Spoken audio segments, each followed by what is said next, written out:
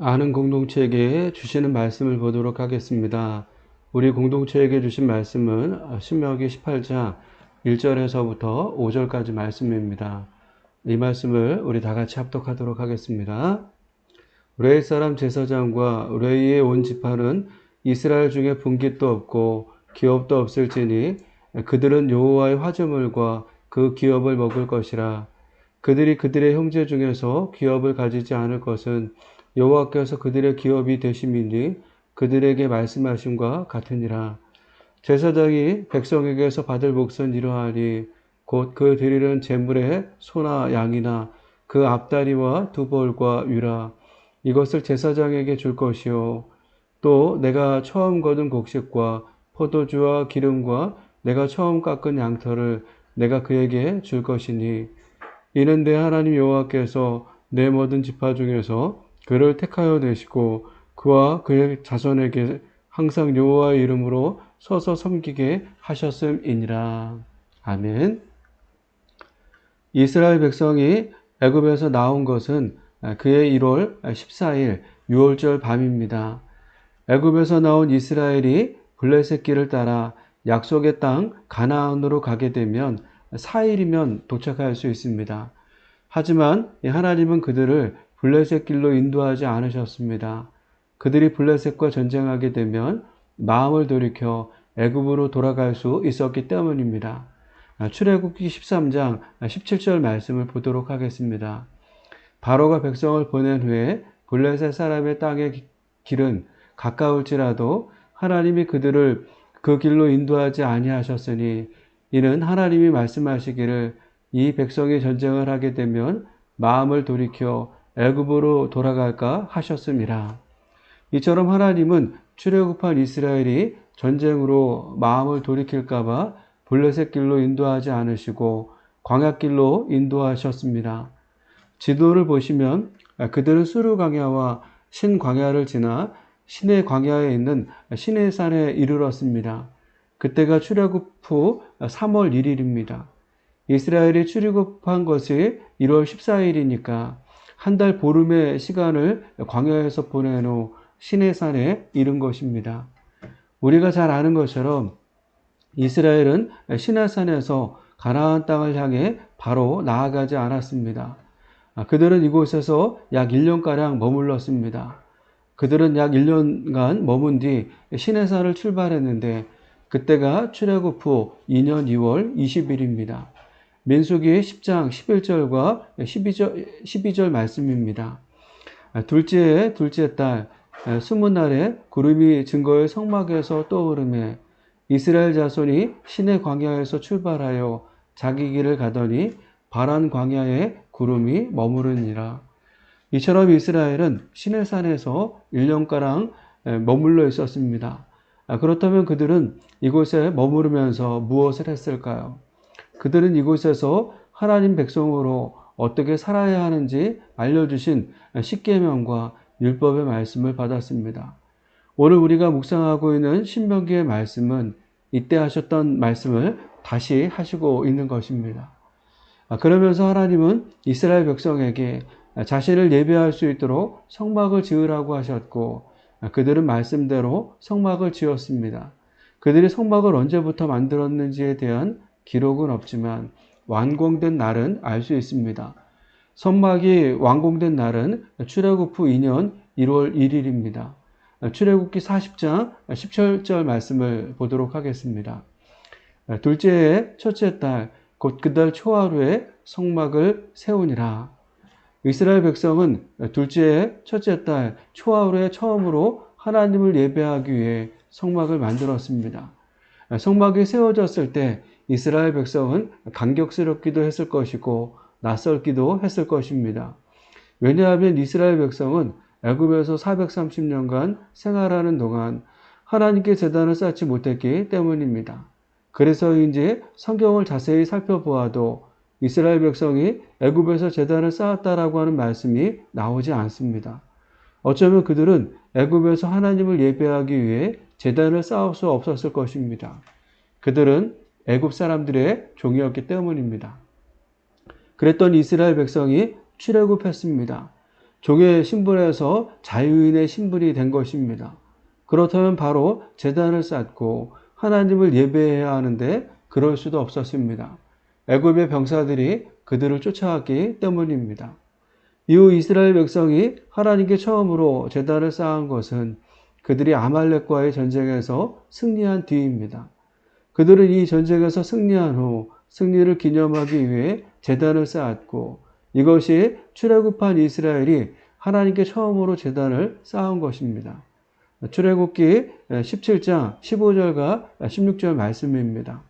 모세가 제단을 쌓고 그 이름을 여호와 니시라 하고 이르되 여호와께서 맹세하시기를 여호와가 아말렉과 더불어 대대로 싸우리라 하셨다 하였더라. 이처럼 출애굽한 이스라엘은 아말렉과의 전쟁에서 승리한 후 처음으로 제단을 쌓았습니다. 그런데 말씀을 보시면 이 제단을 누가 쌓았습니까? 모세가 제단을 쌓았다라고 했습니다. 모세가 제단을 쌓았다라고 말하는 것으로 보아 성막이 세워지기 전까지 이스라엘 백성은 모세를 중심으로 제단을 쌓고 예배를 드렸던 것을 알 수 있습니다. 하지만 이제 하나님을 예배하는 첫 성막이 세워졌습니다.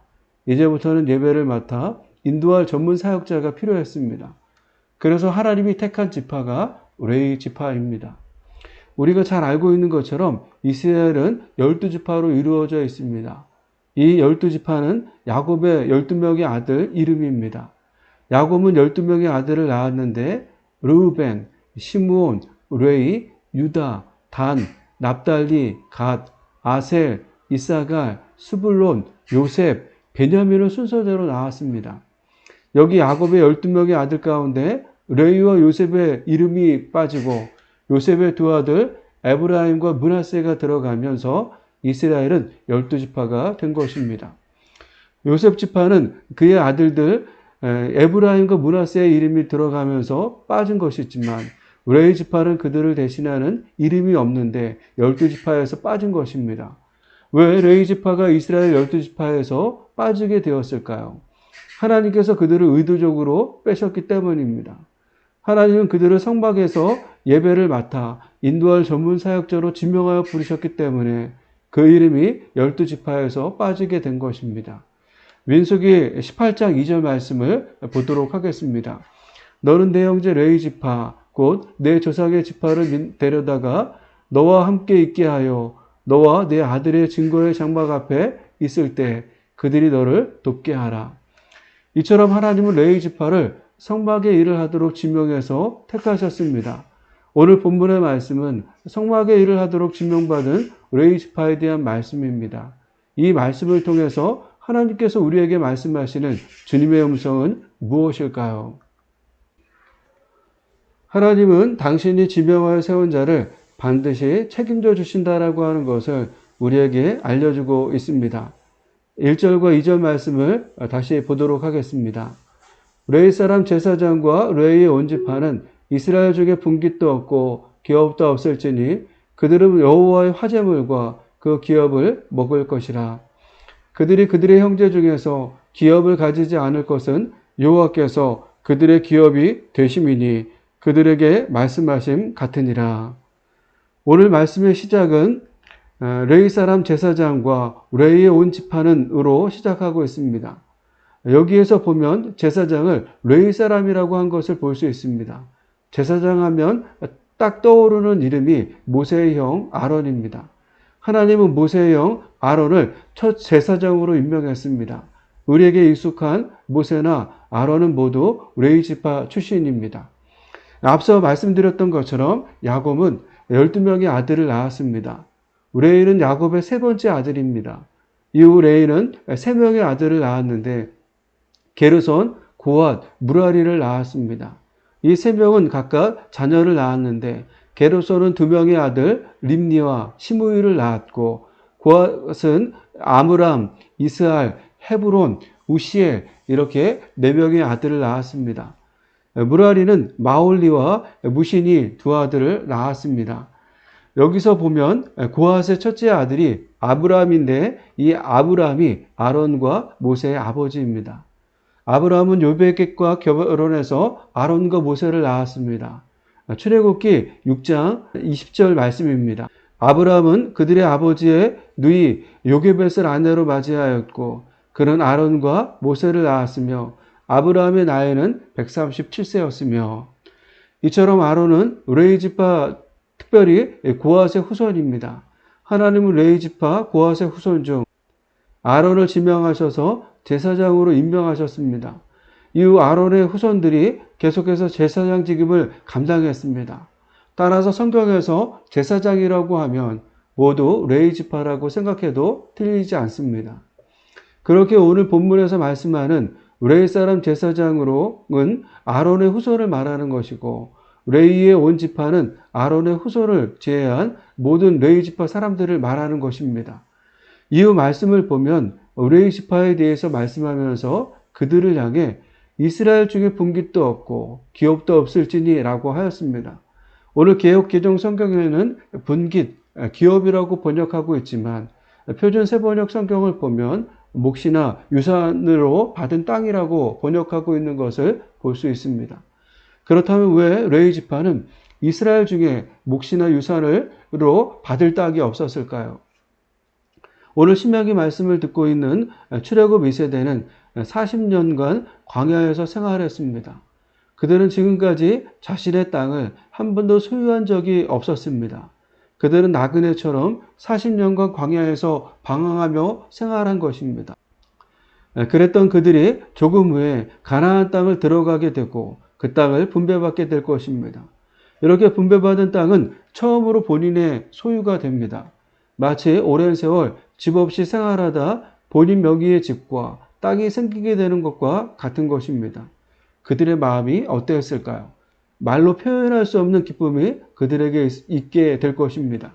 하지만 모든 지파가 기뻐하는데 이 기쁨을 누리지 못하는 지파가 있습니다. 그 지파가 레위 지파입니다. 레위 지파는 이 기쁨을 함께 누리지 못합니다. 왜 레위 지파는 이 기쁨을 함께 누릴 수 없을까요? 오늘 본문 1절 하반절을 보면 그 이유를 다음과 같이 말하고 있습니다. 그들은 여호와의 화제물과 그 기업을 먹을 것이라. 하나님은 그들에게 가나안 땅을 주지 않는 대신 하나님의 화제물과 그 기업을 먹는 기쁨을 누리게 된다라고 하신 것입니다. 개역개정 성경에서는 여호와의 화제물과 그 기업을 먹을 것이라고 번역하고 있는데 표준 세번역 성경에서는 주께 불살라 바친 제물과 주께 바친 예물을 유산으로 받아 먹고 살 것이라 라고 번역하고 있습니다. 이것으로 보아 여호와의 화제물은 하나님께 불살라 바친 제물을 말하는 것이고 그 기업은 하나님께 바친 예물을 말하는 것입니다. 이처럼 레위 지파는 가나안 땅을 분배받지 못했습니다. 하지만 하나님은 레위 지파에게 아무것도 주지 않은 것이 아니었습니다. 그들은 가나안 땅을 받지 못하는 대신 하나님께 바쳐진 제물과 예물을 받았습니다. 그러면서 하나님께서 그들에게 하셨던 말씀이 2절에서 여호와께서 그들의 기업이 되심이니 라고 하셨던 것입니다. 표준 세번역 성경에서는 이 말씀을 주께서 친히 그들의 유산이기 때문이다 라고 했습니다. 레위 지파는 가나안 땅을 분배받지 못하는 대신 하나님께서 친히 그들의 유산이 되어 주신다라는 것입니다. 이후 말씀을 보면 그들이 받은 제물과 예물에 대해서 자세하게 말씀해 주고 있습니다. 3절과 4절 말씀을 다시 보도록 하겠습니다. 제사장이 백성에게서 받을 몫은 이러하니 곧 그 드리는 제물의 소나 양이나 그 앞다리와 두 벌과 위라 이것을 제사장에게 줄 것이요 또 내가 처음 거둔 곡식과 포도주와 기름과 내가 처음 깎은 양털을 내가 그에게 줄 것이니 아멘. 하나님은 제사장이 받을 몫을 분명하게 정해주고 있습니다. 그들은 소나 양의 앞다리와 두 볼과 위를 자신의 몫으로 받을 것입니다. 그러면서 처음 거둔 곡식과 포도주와 기름과 처음 깎은 양털을 몫으로 받을 것입니다. 그런데 성경은 이것을 누구에게서 받을 것이라고 하였습니까? 3절을 다시 한번 보시면 제사장이 백성에게서 받을 몫은 이러하니 라고 하였습니다. 하나님은 이것들을 이스라엘 백성들을 통해서 주시겠다라고 하신 것입니다. 사랑하는 여러분, 레위 지파는 자신이 원해서 성막에서 봉사하게 된 것이 아닙니다. 하나님께서 그 일을 위해 지명하여 세우시는 바람에 성막에서 봉사하게 된 것입니다. 레위 지파는 하나님께서 성막 봉사를 위해 특별하게 지명해서 부르시는 바람에 12지파에서 빠지게 되었고 가나안 땅도 분배받지 못했습니다. 어떻게 보면 억울할 수 있습니다. 하지만 하나님은 그들에게 아무것도 주지 않은 것이 아닙니다. 그들이 생활할 수 있도록 먹을 것과 입을 것을 다른 지파들을 통해서 주셨습니다. 그러면서 하나님은 그들에게 내가 너의 기업, 너의 유산이 될 것이라고 하셨습니다. 레위 지파는 하나님을 유산으로 얻은 것입니다. 이 말씀처럼 하나님의 일을 위해 지명된 자는 모두 다 하나님께서 그들의 유산이 되십니다. 이 말씀이 우리에게 주는 의미는 무엇입니까? 하나님은 당신이 지명하여 세운 자를 반드시 하나님께서 책임져 주신다라고 하는 것입니다. 그러면서 생각해 보십시오. 하나님께서 당신이 지명하여 세운 자를 반드시 책임져 주실 텐데 그 통로로 누구를 사용하고 계십니까? 12지파를 통로로 사용하셔서 레위 지파를 책임져 주시겠다라고 하셨습니다. 그렇게 12지파가 하나님을 어떻게 섬기느냐에 따라 하나님의 일을 하는 레위 지파도 영향을 받을 수 있습니다.